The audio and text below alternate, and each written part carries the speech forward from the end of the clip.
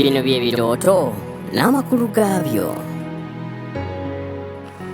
Omuntu okuloota ng'olina endagaano gy'okola oba ng'olina ewantu w'osayininga oba nga waliwo olupapula lwe bakuwa osayininge. Bangi ku mmwe mufunye nnyo ebirooto bwe biti nga mulina endagaano ze muli mu kukola n'abantu be mumanyi oba n'abantu be mutategeera. Abalala babifuna ng'akugamba nti omuntu gwe nabadde nkola naye endagaano nabadde sisobola mulaba feesi naye nga mulaba omubiri.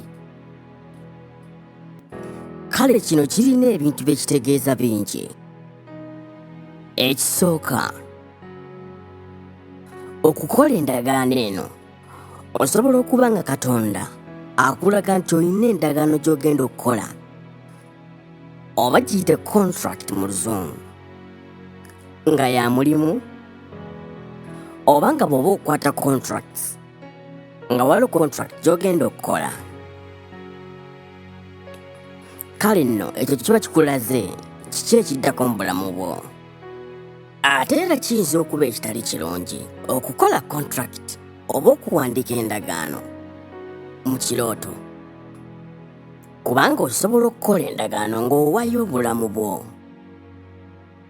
Jjukira teweerabira nti obulamu bwe tutambulira mu bwa mwoyo. Si ekintu ekikolebwa mwoyo, ky'ekintu ekijja mu mimiri gyaffe oba ekyeraga mu maaso. Oyinza okukola endagaano eyo ng'ogikola ne walumbe ng'owaayo ebibyo byonna, oba ng'otunda obulamu bwo. N'olwekyo kyandibadde kirungi bw'oba ofunye ekirooto ng'ekyo oba ekyefaananyirizaako ekyo, osabeyo essaala ng'obuuza Mukama Katonda akulambike era akulage kiki kye kitegeeza. Teweerabira kusubscribinga n'okulayikinga.